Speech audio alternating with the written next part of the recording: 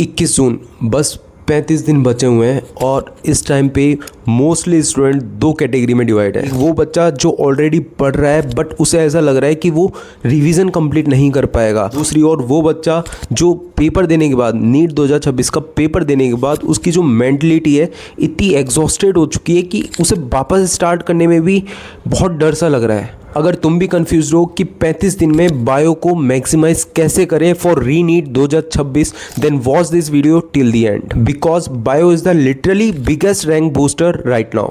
Physics और chemistry में सबका वेरिएशन अलग होता है। अगर बायो में स्मार्ट स्ट्रेटेजी फॉलो करी तो स्कोर जो है ना ड्रास्टिकली इंक्रीज हो जाएगा। अभी सबसे बड़ी प्रॉब्लम क्या है, चलो उसके बारे में डिस्कस करते हैं। चैप्टर्स पढ़े हुए हैं बट रिटेन नहीं हो रहा। दूसरी बात, बायो की एनसीईआरटी अपन पढ़ रहे हैं बट भूल जा रहे हैं बार बार। क्वेश्चंस गलत हो रहे हैं सिली मिस्टेक्स के कारण। अपन को आता हुआ भी क्वेश्चन अपन गलत कर रहे हैं सिर्फ और सिर्फ सिली मिस्टेक से। और लगता है टाइम बहुत कम है और सिलेबस बहुत ज़्यादा है। और सबसे डेंजरस थॉट कि 35 दिन में क्या ही हो जाएगा मेरा, ये जो माइंडसेट है ना, ये सबसे बड़ा एनिमी है तुम्हारा।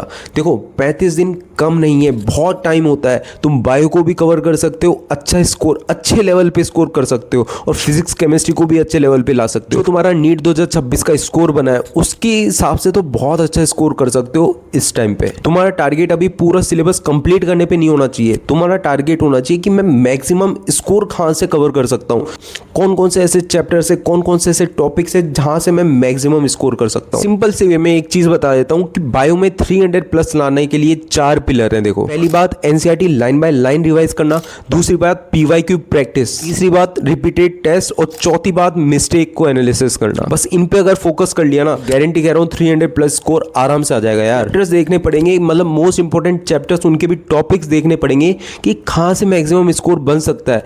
देखो, अगर तुम वो भी नहीं करना चाहते तो वो भी चीज मैं तुम्हें प्रोवाइड कर देता हूं। मैं तुम्हें बता देता हूं कि मैक्सिमम स्कोर कहां से बन जाएगा, कौन कौन से ऐसे चैप्टर्स है, कौन कौन से ऐसे टॉपिक्स हैं, सब मैं बता देता हूँ। सबसे पहले सुन लो जो स्ट्रॉन्ग चैप्टर्स हैं, physio, genetics, reproduction, biotech, ecology, plant physio और सेल। अगर इनको तुमने कवर कर लिया तो मैं आराम से कह रहा हूँ तुम्हारा मैक्सिमम स्कोर बहुत अच्छे लेवल पे बूस्ट हो जाएगा। दूसरी अपन बात कर लेते हैं quick scoring plus easy revision. जैसे लिविंग वर्ल्ड हो गया, बायोलॉजिकल क्लासिफिकेशन हो गया, मॉर्फोलॉजी हो गई, एनाटॉमी हो गई, हेल्थ एंड डिजीज हो गई, ह्यूमन वेलफेयर हो गया, इनको अगर तुमने ढंग से कर लिया ना तो मैं गारंटी कह रहा हूँ बस आ जाएंगे। अब लगना पड़ेगा। अब तुम नीट 2026 में जो गलतियां हुई है, जो तुम नहीं कर पाए, जो तुम बायो में मुझे बता रहे थे कि भैया मेरे बहुत सिली मिस्टेक से गलती हो गई और जो मोस्ट हाई वेटेज चैप्टर्स है मैं उनको कवर नहीं कर पाई या नहीं कर पाया, जैसे बायोटेक हो गया, इकोलॉजी हो गया, बहुत हार्ड लग रहा था, तो अब तुम्हारे पास टाइम है, तुम कर सकते हो। अगर उसके नोट्स चाहिए वो भी प्रोवाइड कर दूंगा, मैंने शॉर्ट नोट्स बना रखे हैं, मैं वो भी दे दूंगा तुमको यार।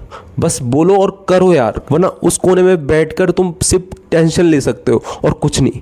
तो करना है तो करना है। मैं तुम्हें बार बार बता रहा हूँ कि इजी चैप्टर्स को भी इग्नोर मत करना, क्योंकि वहां से डायरेक्ट क्वेश्चन उठ के आ सकते हैं। हर तीसरे या चौथे दिन तुम टेस्ट दो, बायो का तो स्पेशली टेस्ट दो, मतलब चैप्टर के हिसाब से दे सकते हो, पार्ट सिलेबस टेस्ट दे सकते हो। और जब एग्जाम पास आ जाएगा ना तुम्हारे, मतलब 21 जून जब अपने नजदीक होगा, जब अपन फुल सिलेबस पे फोकस करें, अगर अपन फुल सिलेबस का टेस्ट देंगे तो अपन बहुत ज्यादा डिप्रेस्ड हो जाएंगे और बहुत ज्यादा अपना जो कॉन्फिडेंस होगा ना वो यहाँ से यहाँ आ जाएगा, क्योंकि अपना अभी सिलेबस कवर नहीं है, अपन उस लेवल पे नहीं है।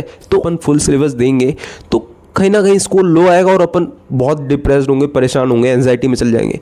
तो इसलिए अभी जैसे कोई चैप्टर पढ़ते हो उसका टेस्ट दे दो, मतलब उसके क्वेश्चन लगा लो, पीवाईक्यूज लगा लो, हटाओ उस चैप्टर को। 2 दिन बाद वापस से रिवाइज करना है। ये नहीं कि तुम रिवाइज नहीं कर रहे और पीछे छोड़ते जा रहे हो कर करके, नहीं, फिर कोई मतलब नहीं होगा। देखो, revision is the most important की राइट नाउ। और सबसे इंपॉर्टेंट बात मेरी सुन लेना, टेस्ट बहुत बच्चे दे देते हैं, ठीक है, लेकिन उसको एनालिसिस नहीं करता ना वो बच्चा, तो उसकी जो गलतियां होती है ना वो एग्जाम में दिखती है उसको। कैसे? सिली मिस्टेक, क्वेश्चन की रीडिंग गलत कर देते हो। तीसरी बात, तुम ए ऑप्शन पे टिक करना चाहते हो, तुम सी पे कर देते हो। तो क्वेश्चन गलत हुआ तो उसका जो कॉन्सेप्ट है अपन उसको क्लियर करना है, उसी टाइम क्लियर करना है। ये जो कुछ छोटी छोटी बातें होती है ना, ये एग्जाम में बहुत बहुत गंदा पेन देती है। देखो क्यों? क्योंकि गलती अगर अपन ने एग्जाम में दोहराई, जो अपन ने नीट 2026 में गलतियां करी है, क्या तुम वापस चाहते हो कि री नीट में वापस वही करो? चांस मिला है, गोल्डन चांस मिला है तुम्हें, इसमें भी वही करना चाहते हो? नहीं ना। तो जो मैं बता रहा हूँ उसको फॉलो कर लो और कुछ चीज़ अपने हिसाब से ऐड ऑन कर सकते हो। देखो, और मैं कम्युनिटी पोस्ट पे डेली टारगेट डाल रहा हूँ सुबह सुबह यार, बहुत सारे बच्चे फॉलो भी कर रहे हैं। तुम अगर ये सोच रहे हो कि मैं कहाँ से स्टार्ट करूँ, तुम वो भी कर लोगे ना तो अच्छा स्कोर बन जाएगा, 550 प्लस आराम से आ जाएगा यार। ये जो 35 दिन बचे हुए ना तुम्हारे पास, उसमें तुम्हें बायो के लिए स्पेशली तुम्हें ये चीज़ करनी पड़ेगी। डेली एनसीईआरटी करनी पड़ेगी, डेली रिवीजन करना पड़ेगा, डेली पीवाईक्यू, डेली एमसीक्यू करना पड़ेगा। अब तुम्हारे पास कोई बहाना नहीं होना चाहिए कि मैं कल से करूंगा।